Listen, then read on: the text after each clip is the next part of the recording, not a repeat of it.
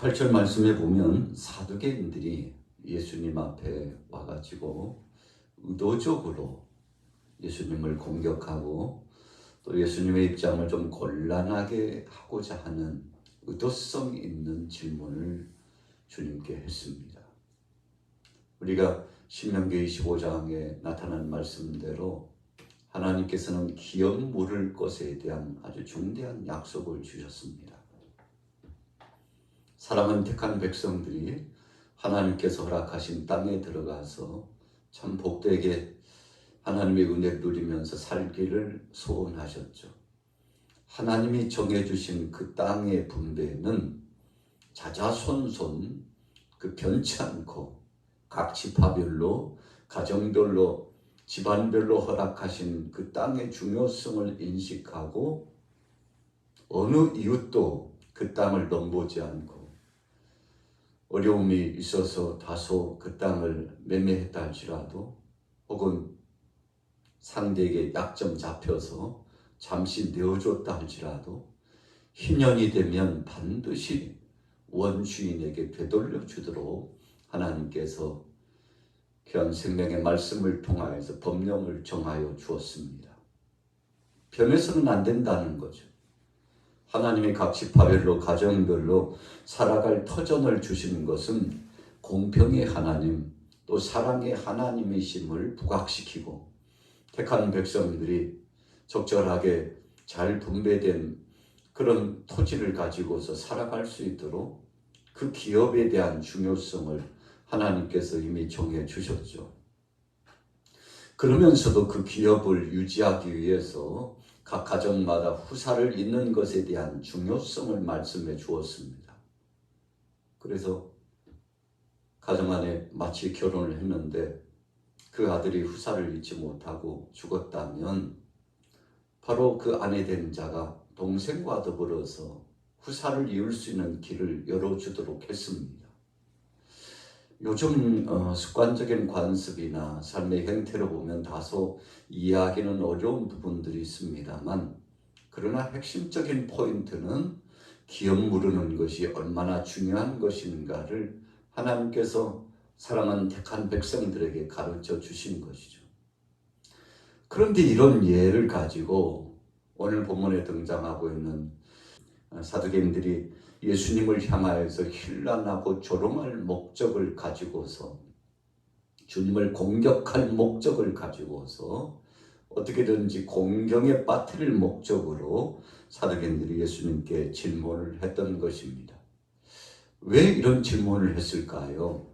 저들은 부활을 믿지 않았기 때문에 그렇습니다. 영적인 세계도 믿지 않았습니다. 더군다나 하늘의 천사들이 하나님으로부터 파송되어 하나님께 영광을 돌리고 또 사람들도 수종들은 이 귀한 역사를 감당한다는 사실을 철저하게 부정하는 사람들입니다. 부활도 믿지 않고 영도 믿지 않고 또 하늘의 천사도 믿지 않는 자들입니다. 한마디로 말하면 영적인 세계, 미래에 대한 비전을 믿지 않는 사람들이죠. 그래서 의도적으로 예수님께서 부활의 영광과 하늘의 신령한 역사와 하나님 나라에 대한 말씀과 심판에 대한 말씀을 주시자 의도적으로 예수님 괴롭히고자 그런 것은 없다고 부정하고자 하는 목적으로 예수님 앞에 질문했던 거죠. 주님, 이렇게 기업 무르다가 가정의 기업 하나 무르겠다고 미래에 대한 비전을 이루어 나가겠다고 결혼을 마치 형제들끼리 나누어서 하는 것처럼 후사를 잇기 위해서 그렇게 진행했다면 나중에 부활 때에는 도대체 이 7 형제 중에 기업도 제대로 이루지 못하고 다 형제들이 죽었는데 이 여인은 도대체 누구의 아내가 되겠습니까? 예수님 앞에 질문한 거죠. 참 난감한 상황이 되었습니다. 그때 예수님께서는 본문 말씀을 통하여서 답을 주셨습니다. 부활 때에는 시집도 가지 않고 장가도 가지 않는다. 하늘의 천사들과 같다. 이렇게 말씀했죠. 그래서 예수님께서는 이 대답 한 말씀을 통해서 부활의 역사가 분명히 있다는 사실을 증거적으로 말씀하셨고, 두 번째로는 영적인 세계가 분명히 있으며 이 땅의 삶으로서 끝나는 것이 아니라 분명한 하나님 나라가 있다는 사실을 말씀하였고, 하나님께서 부리시는 천사가 있고 수종드는 천사가 있음을 명명백백 대답을 해 주셨던 거죠. 오늘 본문을 통해서 보면 서기관들이 더 이상 말을 이어갈 수 없을 만큼 예수님께서 분명한 대답을 주셨습니다. 이야, 참 신기하다. 함정을 파놓고 예수님 공격하려고 했지만 오히려 이리저리 지혜롭게 피해 나가는 것을 보고는 오늘 두 번째 말씀이 주어진 거 아니겠습니까? 자, 28절에 보세요. 서기관 중 한 사람이 그들 변론하는 것을 듣고 예수께서 잘 대답하신 줄을 알고 나와 묻되 모든 계명 중에 첫째가 무엇입니까? 그랬어요. 그러면 주님, 저희가 또 질문하겠는데 이 땅을 살아가면서 첫 번째 되는 계명, 아주 중요한 계명이 무엇이겠습니까? 라고 물었죠. 자, 왜 그랬겠습니까? 오늘 이 말씀도 예수님을 어떻게든지 공경에 빠뜨리고자 하는 주님을 향한 질문이죠. 예수님께서 공생의 3년 동안 행하신 행보는 사랑을 강조했습니다. 실천적인 사랑을 강조했습니다. 행함이 없는 믿음은 죽은 것이라고 분명히 말씀해 주셨죠. 그래서 아무리 계명을 잘 안다 할지라도 지식적으로 아는 것은 귀신들도 안다 그랬어요. 그래서 아는 것이 중요한 것이 아니고 아는 것을 실천하는 것이 중요하다는 말씀을 계속 주님께서 주셨으므로 의도성 있는 질문을 하는 겁니다. 어떤 계명이 중요한 것입니까? 정말 첫 번째 되는 계명이 뭐라고 생각하시느냐고. 오늘 본문 말씀을 통해서 첫째 계명은 하나님 사랑이요, 둘째 계명은 내 이웃을 내 몸과 같이 사랑하는 것이다 라고 주님께서 십계명의 완결편, 율법의 계명의 결론편, 신구약 성경의 말씀에 통틀어서 결론의 말씀을 주시는 아주 중요한 모토와 같은 말씀으로 질문을 하는 의도적인 질문자들을 향하여서 주께서 답을 주신 거죠. 한마디로 말하면 여러분들이 당신들이 내게 의도성으로 질문하는데 뭔가를 알고자 하는 지식주의로 질문하는 것은 의미가 없다는 것입니다. 많이 알고 있다는 것하고 삶을 통해서 행보로 보여주면서 사람들을 감동시키고 모범적인 삶을 나타내 줌으로써 진실로 하나님이 살아 역사하시고 하나님은 산자의 하나님이라는 사실을 드러내 보여주지 않는다면 지식에 불과한 것이요, 그런 것은 귀신들도 다 알고 있는 것이라고 말씀하고 싶었던 것이죠. 자, 보십시오. 29절에 예수께서 대답하시되 첫째는 이것이니 이스라엘아 들으라. 주 곧 우리 하나님은 유일한 주시니라. 내 마음을 다하고 목숨을 다하고 젖을 다하여 힘을 다하여 주 너희 하나님을 사랑하라 하신 것이요, 둘째는 이것이니 내 이웃을 내 자신과 같이 사랑하라 하시는 것이라. 이보다 더 큰 계명이 없느니라. 여러분, 무슨 말씀입니까?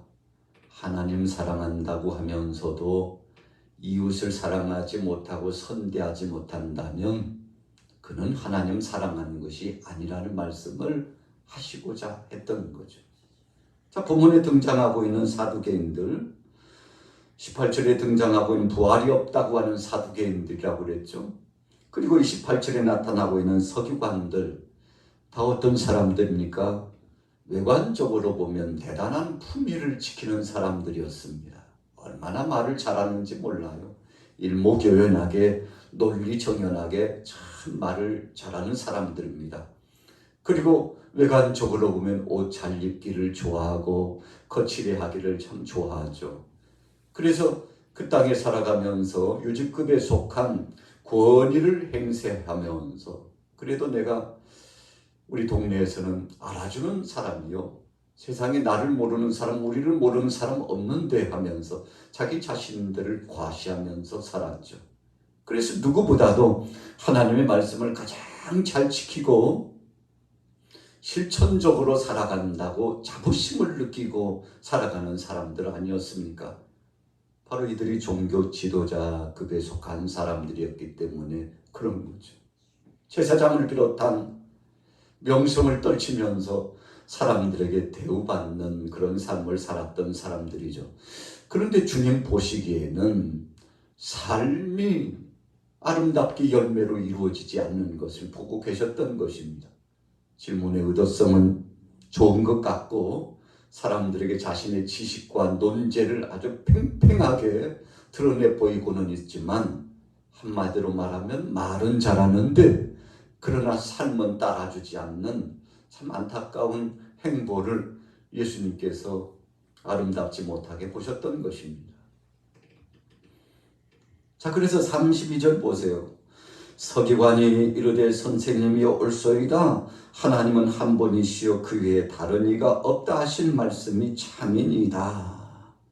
또 마음을 다하고 지혜를 다하고 힘을 다하여 하나님을 사랑하는 것과 또 이웃을 자기 자신과 같이 사랑하는 것이 전체로 드리는 모든 번제물과 기타 제물보다 나으니이다. 예수께서 그가 지혜 있게 대답함을 보시고 이르시되 내가 하나님의 나라에서 멀지 않도다. 자, 이게 무슨 말씀이죠? 예수님께서 일목요연하게 대답을 해주셨는데 그것을 또 재정립해 가지고요, 예수님을 칭찬하는 듯 예수님을 높이 축혀 세워주고 있는 장면 아닙니까? 예수님 앞에요, 그 정도는 우리가 모를 줄 알고 그러십니까? 이런 뜻이. 다시 한번 일목요연하게 재정립해 주는 것은 우리가 이런 거 모를까 봐 그렇게 구체적으로 말씀해 주십니까? 다 알고 있어요. 이래저래 저래 하는 거죠. 제물을 드림보다도 삶이 중요하다는 거 아니겠습니까? 라고 일목요연하게 예수님 앞에서요, 아는 체를 하고 있는 거 아니겠습니까? 그때 예수님께서 주신 대답은 한 가지입니다. 그래, 그렇게 알고 있다면 너희가 모든 사람들 앞에서 모범적인 모습을 보면서 말을 잘하고 있다면 이제 두 번째는 바로 너희가 그 말씀을 실천하면서 살 때가 되었다고 결론의 말씀을 주시고 있는 거죠. 영도 믿지 않고 부활도 믿지 않고 말씀의 그 의미는 잘 알고 있지만 그 말씀을 실천하고 믿음으로 나가는 데는 인색하고 있는 그런 행보를 고치지 않는 한 하나님 앞에서 영광스러운 은혜의 역사를 경험할 수 있는 열매 맺는 결말은 가질 수 없다는 것입니다. 그래서 예수님께서 사실은 한편에 칭찬하는 듯 하지만 꾸짖고 계시는 말씀이죠. 어떤 말씀이 그런 의미입니까? 바로 34절의 말씀이에요. 그가 지혜 있게 대답함을 보시고, 아는 지식은 있다는 것이죠. 내가 하나님의 나라에서 멀지 않도다. 여러분, 주의 나라를 사모하고 영광스러운 그 하나님 나라를 대망하고 장차 도래할 그 영광의 나라를 마음속에 소원하고 있지만, 그러나 그 나라에 입성하고 하나님께로부터 칭찬받는 역사를 경험하는 것은 앞으로 그 알고 있는 지식에서 실천적인 삶의 행보가 어떻게 열매 맺느냐에 따라서 달라진다는 사실을 오늘 예수님께서 말씀해 주시는 거죠. 그래서 오늘 예수님은 저들이 부활 소망을 갖기를 원하셨습니다. 영적인 세계에 분명히 천국과 지옥에 대한 심판이 있다는 사실을 믿음으로 받기를 원하셨습니다. 하나님께서 원하시는 것을 알고는 있지만 알고 있는 것을 실천하고 삶을 통해서 맺어지는 열매가 나타나기를 주님 소원하고 계셨죠. 그래서 늘 예수님을 감시하면서 뒤따라왔던 저들이 한마디로 말하면 참 듣는 귀가 많이 열려져 있었습니다. 그래서 1년, 2년, 3년 예수님 따라다니고 처음에는 의도적으로요, 주님 공격하기 위해서, 주님 괴롭히기 위해서 따라다녔던 저들이지만 전승에 의하면 상당 부분 많은 사람들이, 바리새인들, 서기관들, 사두개인들이 예수님을 참 욕보이려고, 주님을 괴롭히려고 따라다녔다가 주님 말씀에 심취해가지고 주님의 은혜 말씀 안에 잠식되어가지고 변화를 경험하고 주님을 따르는 제자가 된 무리들이 꽤 많이 있었습니다. 그래서 예수님은 기대감을 가지신 겁니다. 지금은 저들이 그렇지만 앞으로 장차 하나님의 영광스러운 반열 속에 돌아와서 아름다운 열매 맺는 복된 자가 될 것을 주님은 기대하고 계셨던 겁니다. 예수님은요, 포기하지 않으셨습니다. 지금은 주님을 비웃고 비난하고 조롱하고 있다 할지라도, 주님을 욕보이며 험담을 끊이지 않고 있다 할지라도, 지금은 주님 편에 서서 협력하고 동역자가 되지 않았다 할지라도, 언젠가 저들 속에도 성령의 능력의 권능이 임하면 변화를 경험하고 하나님의 은혜 말씀 안에서 놀라운 성취의 기쁨과 열매 맺는 삶이 이루어지게 될 것임을 주님은 알고 계셨던 것입니다. 그래서 사랑하는 제자들을 향하여서 주님은 말씀하셨던 거예요. 제자 베드로가 예수님, 용서에 대해서 말씀 올리는데 7번 용서하면 되겠죠. 베드로 나름대로 예수님께 칭찬받기 위해서 7번 용서한다는 것이 쉽지 않잖아요. 그래서 7번 용서하면 되죠. 그런데 예수님 말씀하셨어요. 무슨 소리야. 70번씩 7번이라도, 7번씩 70번이라도 용서해야 된다. 주님 말씀하셨죠. 예수님께서 왜 그 말씀을 제자 베드로에게 말씀하셨을까요? 끊임없는 인내심을 가지고 기다리라는 것입니다. 그래서 한쪽 뺨을 때리면 또 다른 한쪽 뺨을 내어주라는 것입니다. 거둬달라면 속옷까지도 주고 상대 필요를 충족시켜 주라는 것입니다. 어찌 보면은요, 참 이율배반적이에요. 시대적으로 그 로마의 압권과 또 종교 지도자들의 타락과, 그리고 뭔가 참 좋은 일을 한다는 사람들이 끊임없는 속임수를 통해서 사랑하는 백성들을 괴롭히고 조롱하고 고통을 주었는데, 그럼에도 불구하고 주님이 전하는 메시지는 동일했습니다. 사랑하라는 것입니다. 그것까지도 참으라는 것입니다. 베드로가 예수님이 붙잡히게 되는 아주 막중한 시간대가 되었어요. 그래서 제사장을 중심으로 해서 사람들이 와가지고, 파송된 사람들이 와가지고 몽둥이를 가지고 예수님을 잡으려고 왔는데, 베드로가 보니까 참을 수 없어요. 그래가지고 칼을 빼들고 제사장의 종 말고에게를 내리쳤습니다. 그랬더니 오히려 예수님이 베드로를 칭찬하실 줄 알았는데, 오히려 예수님께서 베드로를 향하여 강력한 말씀을 주시죠. 지금 뭐 하고 있는 거야? 그 칼을 칼집에 꽂으라고. 칼로서, 혈기로서, 무력으로서 사역을 진행하려고 하지 말라고 예수님께서 강력한 충언의 말씀을 주시고, 오히려 말고에 떨어진 이 귀를 주께서 친히 붙여주시고 치유하시고 회복해 주셨잖아요. 여러분, 예수님께서는 제자들이 보기에 참 못마땅할 만한 행동을 취하셨어요. 주님 잡으려고 온 자들, 주님 공격하고 주님 고통 주려고 온 자들을 주님은 오히려 선대하고 용서하고 사랑하는 제자들에게 이것까지도 참아야 된다고 말씀했는데, 참 감당할 수 없고 접수하기 힘든 주님의 행보입니다. 그러나 주님은 3년 동안 계속 그런 역사를 진행하시고 마침내 십자가상에서 못 박여 죽으셨는데, 도대체 왜 주님은 오신 것입니까? 주님 말씀하신 것처럼 나는 섬김을 받으려고 온 것이 아니고 섬기려고 왔다. 내가 온 것은 병자를 치유하고 고치기 위해서 왔는데 의원이 있는 것은 병자를 치료하기 위해서 있는 것이 아니겠느냐고.